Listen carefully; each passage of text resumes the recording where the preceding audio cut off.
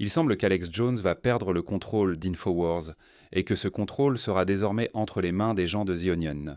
Donc il y a quelque temps, il y avait une histoire selon laquelle The Onion essayait essentiellement d'obtenir le contrôle ou le droit de louer Infowars en tant que société médiatique, nom de domaine, etc., etc. Cela ne semblait jamais vraiment aboutir jusqu'à maintenant, donc ça fait beaucoup de bruit en ligne en ce moment.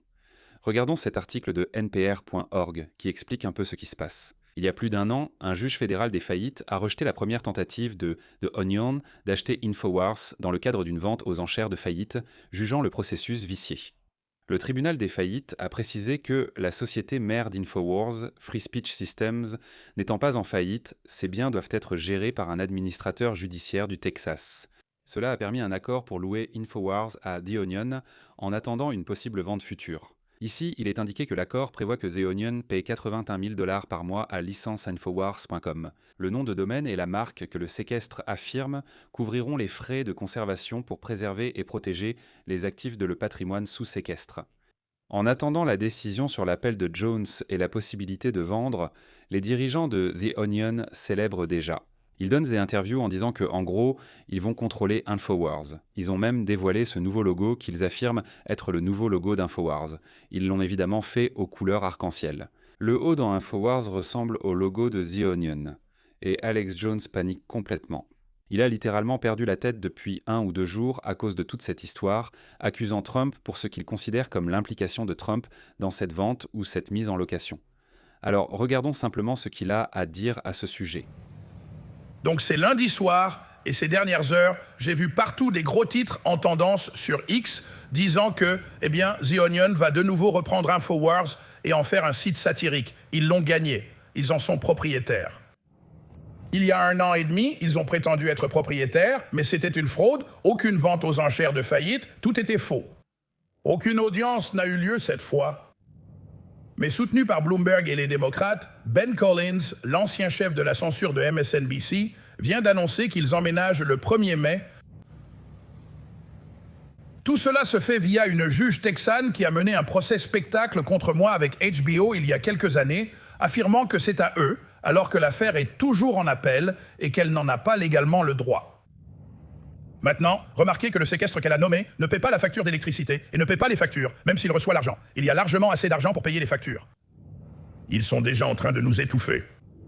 Et vous voyez le gros titre sur X et partout ailleurs qui dit « Oui, c'est à eux ».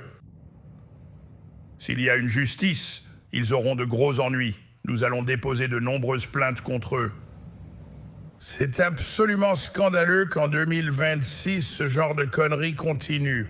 Mais le président Trump, par l'intermédiaire de Todd Blanche, l'avocat du Parti démocrate, alors chef adjoint du procureur général, maintenant que le DOJ avait enterré l'enquête d'Ed Martin sur leurs opérations, leurs fausses enchères, le DOJ finançant les fausses poursuites contre moi. Ils ont tous les documents. Ils ont enterré ça il y a 6 mois. Je n'ai pas blâmé Trump pour ça. Je blâme désormais Trump d'avoir publiquement soutenu leurs poursuites et dit que je le mérite. Ce sont les mêmes cabinets d'avocats qui l'ont poursuivi, Paul Weiss, qui dirige tout cela. Cela représente les tourelles de The Onion. Donc Trump s'est maintenant ouvertement allié au Parti démocrate pour fermer Infowars. Et c'est tout simplement écœurant. Ça me sidère complètement. Mais j'espère que Grok pourra viser juste. J'espère que tous ceux qui lisent en haut de X avec des dizaines de milliers de publications pourront comprendre cela.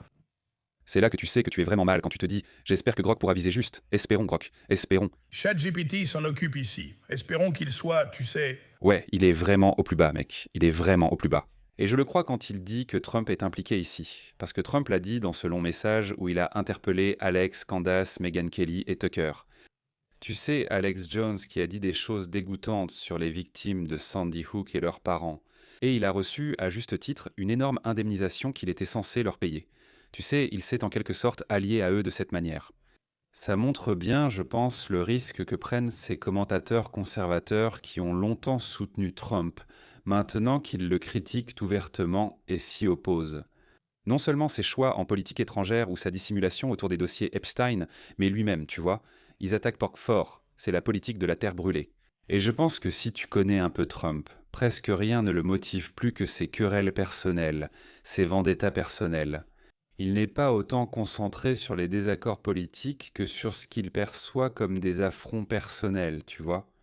Donc en gros, si quelqu'un manque de respect à Trump ou si, tu sais, il a vraiment ce genre de trait de personnalité un peu borderline, où il a toujours l'impression d'être trahi, doublé, qu'il n'y a aucune loyauté, il a dit ça à propos de Joe Kent, non. Il ressent clairement cela pour Alex Jones, et je suis sûr qu'il l'a fait. Le tweet précise: Je ne m'attendais pas à voir Alex Jones mettre Donald Trump en colère. Donc Trump a ordonné au ministère de la Justice de donner Infowars à The Onion sur ma grille de bingo. Incroyable, non? Donc oui, je pense vraiment que c'est probablement ce qui se passe. Et je pense qu'Alex le sait. Et c'est comme, tu sais, la façon de sortir de ce pétrin. Parce qu'Alex Jones est dans une situation délicate depuis. Ce qu'il appelle un procès spectacle. Où il a été, tu sais, ils ont dit. Il a dû, en gros, verser, tu sais, près d'1 milliard de dollars de dommages et intérêts aux familles des victimes de Sandy Hook. Il est dans une situation étrange et difficile depuis. Maintenant, il y a eu des rapports disant qu'il a mis ses biens et tout au nom de sa femme et qu'il a utilisé des failles juridiques ou financières pour contourner l'accord transactionnel, mais il est dans une situation difficile. Et pour moi, sa seule issue serait d'utiliser le pouvoir du président et de le pouvoir exécutif pour arrêter toute enquête ou, tu sais, tout règlement ou quoi que ce soit qui pourrait lui nuire. Ce n'est clairement pas le cas ici. Et regarde, ça c'était plus tard. C'est ce que Alex Jones fait dans son émission War Room sur Infowars. Alors regardons cette vidéo. On ne peut pas prendre quelque chose et se faire passer pour quelqu'un, même en disant que c'est une parodie. Vous n'avez rien pris à personne. Vous avez déjà vu des avocats, ils sont dans une mauvaise situation. J'attaque déjà les cabinets d'avocats du Parti démocrate. Allez-vous lancer des poursuites pour droits civiques? Tu crois que porter ma chemise ne veut pas dire que tu es moi? Alors soyons 100% clairs là-dessus. Et donc, vous continuez juste à rire. Voici Harrison Smith, qui travaille chez Infowars. Je veux dire, regardez, il faut se dire qu'il travaille pour Infowars depuis assez longtemps pour savoir quand Alex fait une crise de nerfs. Genre, il a le nichon d'Alex Jones juste devant son visage. Il est là. Porter ma chemise ne veut pas dire que tu es moi. Tu peux parodier, mais là, c'est vraiment une parodie. Oui, bien sûr, Alex. Oui, non, totalement, on comprend. Il doit essayer de prendre ça au sérieux parce qu'Alex est sérieux. Même si, pour n'importe quelle personne normale, ce n'est pas du tout un vrai pétage de plomb. C'est hilarant. Comme il l'a fait il y a 1 an et demi, en novembre 2024, donc environ 1 an et demi. Oui, c'est un article du 10 décembre, vente d'Infowars d'Alex Jones à The Onion rejeté, et je vais en parler. Oui, ils ont besoin de se faire passer pour nous pour tromper les gens, mais c'est un échec total. Nous sommes censés être le 5e plus grand journal, mais c'est faux. Les journaux sont tous morts. J'ai vérifié. The Onion reçoit moins de la moitié du trafic d'Infowars. Rappelez-vous, ils ont dit vouloir battre Charlie Kirk. À sa mort, ils ont annoncé qu'ils lui attribueraient de fausses citations. Voilà ce que fait la gauche. Elle tente de vous faire taire. Ensuite, ils déforment qui vous êtes. Ce sont des voleurs de corps. Ce sont des skinwalkers. Ils prennent littéralement votre peau. Ça va vraiment se retourner contre eux, les amis.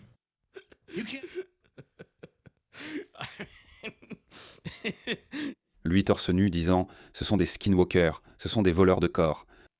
On revient un peu à la grande époque d'Alex Jones. Vous savez, il remonte un peu le temps. C'est comme le match de play-off de LeBron l'autre soir. Voici ce que Hassan Piker disait à ce sujet. Il est très difficile de surpasser ce titan de la comédie, mais Tim Heidecker peut le faire. Pourquoi le dit-il ? Eh bien, c'est parce que Tim Heidecker a annoncé qu'il allait participer à cette reprise d'Infowars par The Onion. Donc il est dit que Tim Heidecker déclare que le site satirique de gauche, The Onion, a finalisé un accord pour reprendre Infowars et qu'il sera en charge du nouveau projet. Il fait une imitation assez mauvaise d'Alex Jones, l'annonce de ses Breitbart Roskin. The Onion a créé un site de lancement, mais Infowars.com ne redirige pas encore vers lui. C'est un honneur. Et tout le monde, j'ai une info de dernière minute pour vous. Il semble très probable que Global Tetraeden prenne le contrôle d'Infowars dans les prochains jours. Les gens de Global Tetraeden m'ont demandé de prendre les commandes là-bas et de jouer un rôle important dans son avenir. Donc, nous sommes en train d'explorer les possibilités. Désolé. Je m'appelle Tim Heidecker. Je suis ici pour vous informer que je suis désormais responsable d'Infowars. C'est un honneur de prendre les rênes et de tracer une nouvelle voie vers l'avenir. Nous avons hâte de relancer le site dans les prochains mois et nous ne savons pas vraiment ce que nous allons en faire. Nous discutons de toutes sortes d'idées. Nous avons envisagé d'en faire un service de courtage immobilier ou une plateforme d'échange de crypto-monnaies. Un endroit pour stocker des photos, un peu comme un compte Dropbox. Je ne suis pas sûr, beaucoup d'idées, mais je suis très enthousiaste à l'idée de relever ce défi. Et je veux simplement tendre une main d'amitié et de bienveillance à tout le monde alors que nous avançons dans ce processus. Ça ne va pas être facile, mais je peux vous assurer que nous avons les meilleures intentions. Nous sommes dans la ville de l'amour fraternel et je veux étendre ce sentiment à tous nos amis là-bas, fidèles fans et consommateurs des produits InfoWars. Nous avons aussi des produits passionnants qui arrivent. Nous travaillons avec une entreprise qui vous permettra de transformer votre urine en or. Alors restez à l'écoute pour plus d'informations à ce sujet et restez avec nous. Restez informés sur InfoWars pour plus d'informations au fur et à mesure que cette histoire évolue. D'accord, écoutez, je vais être complètement franc. Je ne suis pas le plus grand fan de Tim Heidecker, mais là c'est plutôt drôle. Imitation médiocre. L'imitation pourrait être un peu améliorée, mais bon, il est clairement en train de troller. Il essaie clairement d'énerver Alex ici. Et je pense que ça va probablement marcher. La preuve étant qu'Alex se promène torse nu en train de crier dans un studio à côté d'Harrison Smith qui est en costume complet. Harrison Smith porte un costume 3 pièces de présentateur, tandis qu'Alex, torse nu, dit « Tu fais une parodie, mais tu ne peux pas me battre. Ce n'est pas comme ça que ça marche. » Donc ce que je pense qu'il faut retenir ici, c'est que si tu penses vraiment que si ça se fait et que The Onion prend complètement le contrôle d'InfoWars, le nom de domaine, la marque, bref, toute l'entreprise médiatique, tu vois, tu dois réfléchir à ça, c'est tellement révélateur. C'est presque comme un microcosme de la politique en l'an de notre lore 2026, tu vois. Un podcasteur, animateur, Alex Jones, devient énorme en ligne, se crée un public massif de fans inconditionnels en disant des choses vraiment extravagantes. Certaines de ses affirmations se sont révélées vraies, mais l'une des plus folles était de dire que Sandy Hook n'était pas réel, non. Cela mène à ce procès civil énorme. Il se retrouve avec une facture insensée qu'il est censé payer aux familles. Ensuite, qu'il semble en quelque sorte garder la tête hors de l'eau après ça. Il continue toujours son émission. Il continue d'exploiter InfoWars. Ensuite, une autre sorte de parodie, une société parodique, tu sais, The Onion, décide qu'ils veulent racheter son entreprise. Cela ne semble pas vraiment prendre jusqu'à ce qu'il se dispute avec le président. Maintenant, il semble que l'accord va se faire. Cette société parodique, média d'information satirique, The Onion, a maintenant recruté un humoriste de gauche et Tim Heidecker pour rejoindre l'équipe et, en gros, troller Alex Jones sur le fait qu'ils vont prendre le contrôle de son entreprise. Donc je veux dire, toute cette situation est juste folle. Et encore une fois, ça montre bien, je pense que là où il y a de la fumée, il y a du feu. Je pense simplement que quand on a un différend avec le président, surtout quand le président, c'est Donald Trump, quand il a l'impression que vous l'avez personnellement trahi ou offensé, il va essayer de vous faire vivre l'enfer. Il le fera vraiment. Et je ne pense pas que ce timing soit une coïncidence. Je crois Alex Jones quand il dit qu'il pense que Trump s'est essentiellement allié à l'establishment démocrate, tu sais, quoi que cela veuille dire. Mais je veux dire, tout ça est complètement fou. Je ne sais pas non plus, est-ce que ça vaut vraiment le coup pour The Onion de faire ça ? C'est pas comme si les fans d'InfoWars allaient regarder et se dire « Ok, donc vous allez complètement réinventer ce truc et en faire une nouvelle version parodique de lui-même. » Cela va attirer beaucoup de trafic de la part des gens de gauche. D'accord. Mais est-ce que ça va couvrir, tu sais, est-ce que ça va justifier les 81 000 $ par mois que The Onion est censé payer pour InfoWars? Est-ce que ça en vaudra la peine? Ou bien est-ce qu'il y a, tu sais, des donateurs démocrates et des super PAC impliqués dans cette démarche? Tu vois, parce que moi je regarde ça et je me dis « Haha, c'est un troll marrant, un truc drôle. » Mais là tu paies 81 000 $ par mois pour ce truc, pour ce troll. Je ne sais pas. C'est intéressant. J'ai hâte de découvrir les détails concrets quand plus d'informations seront disponibles, car beaucoup de choses restent floues pour l'instant. Beaucoup de choses semblent juste floues, ce n'est pas clair. Et pour moi, d'accord, j'ai compris. The Onion prend le relais, InfoWars va faire participer Tim Heidecker. Gros troll, il fera probablement des imitations d'Alex Jones. Comme Tim Heidecker a déjà fait des imitations de Kill Tony auparavant, il a fait des imitations de Joe Rogan et il va vraiment s'investir dans le sketch, n'est-ce pas ? Il va faire par exemple un podcast parodique de Joe Rogan qui dure 3 heures, où il va faire un vrai spectacle parodique de Kill Tony en direct, n'est-ce pas? Mais maintenant, il va faire des émissions parodiques d'Alex Jones sur Infowars que le public d'Alex Jones va évidemment détester.